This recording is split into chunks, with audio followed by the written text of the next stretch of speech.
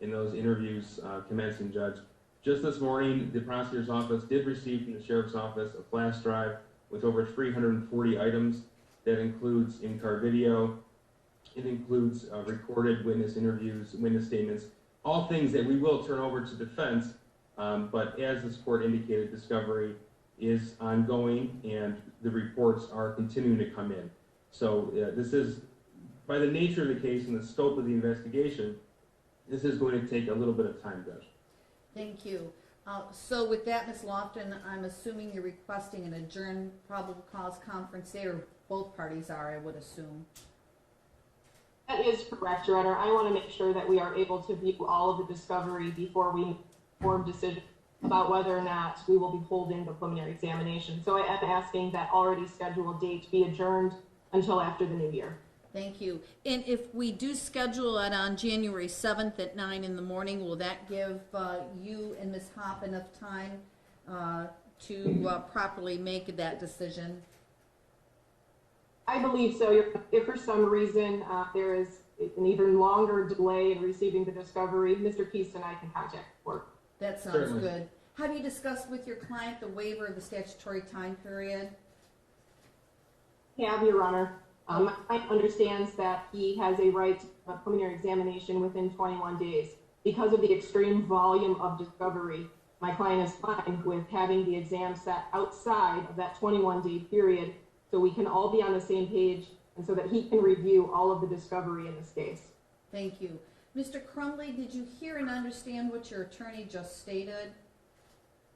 Yes, ma'am. And are you in agreement with that? Yes. So you're not waiving, of course, your right to a preliminary exam, just the right to have it heard within the statutory time period, and that is, of course, so your attorney can properly prepare for a preliminary exam if one is necessary. Again, do you understand and agree to that? Yes, ma'am. I do find good cause to waive that statutory time period. I will adjourn the probable cause conference to January 7th at 9 a.m. And I guess I would ask if this should be done remotely or not, just like today. Does that make sense under the circumstances? Your Honor, at this point, we can set it for a remote hearing.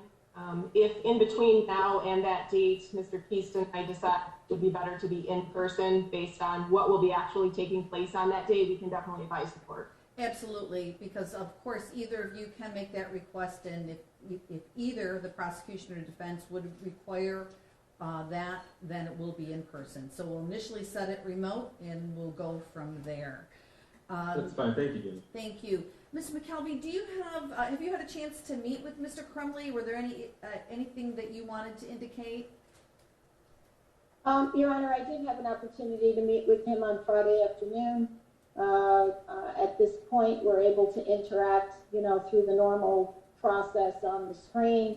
Your Honor, I don't know whether this is the appropriate time or you would prefer a motion. I do have concerns that his confinement at the Oakland County Jail and pursuant to MCL 764.27A, I'm not sure that he is fully away from the sounds of the adult inmates. And pursuant to the court rule, basically 6.909, there really has to be an assessment that he is either considered a menace to other juveniles or may not otherwise be safely detained in a juvenile facility. I understand the severity of what occurred. I think everybody does, including Mr. Crumley, but I don't know that simply indicating that because the victims were of his age that he would necessarily be a menace. So I do have concerns for him and his mental and emotional well-being. He currently is not able to benefit fully by what every other inmate at the jail can. Some has been due to a watch, but it is just very difficult. And the court knows the jail isn't conducive. It's not designed for juveniles.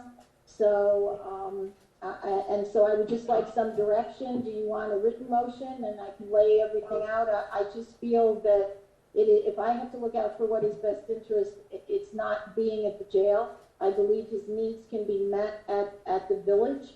At least he will have greater human contact. He will have more services available to him to help him through this. I just feel that it is truly in his best interest, and I don't know that he really meets the standard of the court rule and the statute. And I know that, you know, his charge is not unique in the sense that there have been other children housed at the village with these type of offenses and being charged as an adult. I just feel that he's, and you know, I'm not being humorous when I say this, but he could still at least be in school. I mean, there are things, he is still 15 years of age. And there are certain things, many things he's not going to get at the jail. And so I'm imploring you on behalf of him and what's in his best interest that we allow him to go back to the village. I'm not aware for the brief time that he was there he caused any difficulty. I just think for his age, his mental, physical, emotional well-being, housing him at the village would serve him more than where he currently is. I know from what he told me on Friday, he hears adults in the cells next door to him. Pursuant to the statute, he's not supposed to, and I'm of the belief that they are adults, that they are not other juveniles. Thank And you. Your Honor, I can speak to that as well before Mr. Keast has an opportunity to respond, Your Honor. Sure. I watched the arraignment, and I understand that Mr. Keast made the argument at that time pursuant to MCR 6.909. And after reviewing that statute, Your Honor, I honestly do not believe that my client should be considered a menace to other juveniles. This is someone who has never been in trouble before.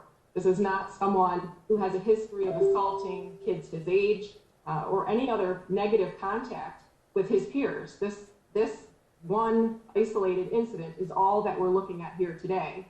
And also, I'd like to speak to the fact that there are other juveniles housed at Children's Village charged with murder. This would not be the first time. There's others there now. So I definitely believe that society is protected, as well as the other juveniles at Children's Village, if he was to be returned to Children's Village. And again, I also spoke with my client and agreed with Ms. McKelvey. He's being housed in the clinic. The clinic is still being used for adults that have medical ailments and medical issues. So there are adult inmates that are housed around him. And if you look at the specific language of the statute, I believe that we are violating that statute. Thank you. Mr. Keast? Thank you, Judge. Judge, this cannot be compared to any other case that this court or any court in this county has seen before. And calling this an isolated incident, quite frankly, does not do it justice. This was a mass murder at a school, Judge. This was planned. It was premeditated. The evidence that we have that we discussed at the arraignment showed it was premeditated for a period of time before it was commenced. The defendant didn't just attack other individuals, he targeted juveniles. This defendant fits MCR 6.909 to the T. This court has already made a ruling that the presumption is great that the juvenile committed the offense, and the juvenile's charged with first-degree murder. This court already made the ruling that this court could move the defendant from Children's Village to the Oakland County Jail. I've spoken with Captain Thomas Vita of the Oakland County Jail. He's provided me with watch sheets. This defendant is monitored every 15 minutes. His food intake is monitored. His weight is monitored. He has access to mental health care should he choose. He has access to medical care should he choose. If counsel is prepared to put such facts on the record regarding the Oakland County Jail's inability to house this defendant, I would ask for a written motion, and I would also ask this court to review in camera the Oxford High School video that does in fact prove beyond any doubt that this defendant is the individual who perpetrated this offense on other children, Judge. Children's Village is not a secure facility. They have had escapes in the past, in the recent past. I can't imagine a situation where we could put this defendant in a school environment after what he did on November the 30th, Judge. So if we are going to readdress this ruling from this honorable court, I would ask it be by written motion. I would ask the opportunity for this court to review certain items in camera. Thank you. Thank you. The court rule that is being addressed is MCR 6.909, which is the place of confinement for the juveniles, and allows the court for a juvenile confined in a jail or similar facility designed and used to incarcerate adult prisoners upon a showing that the juvenile's habits or conduct are considered a menace to other juveniles. While I did make a ruling prior, I still feel strongly about that his conduct could be a menace to other juveniles. I think his placement is appropriate in the adult facility, specifically the Oakland County Jail. And he, of course, shall be confined and meet the statutory guidelines when a juvenile is in that facility. So the only thing I'm hearing right now that may potentially be a violation is that he can hear other inmates who are adults. Is that correct, Ms. McKelvey? Yes, Your Honor, that's my understanding. Okay, that needs, Judge, I will speak. go ahead. I'm sorry, I did not mean to interrupt, Judge. I will speak personally with administration at the Oakland County Jail as soon as we end this call, and I will make sure that the defendant is neither within sight nor sound of any adult at the jail. Thank you. Obviously, we need to be compliant with the statutes, and if that is, it is obviously a concern, and thank you for addressing that. Anything Thank you. further? No, Judge, I will speak with counsel, and we'll make sure that discovery gets to counsel as soon as it is available. Thank Nothing you. further from the defense, Your Honor. Thank you. You may all disconnect. We'll see you back on the 7th. Thank you, Your Honor. Thank you, Judge.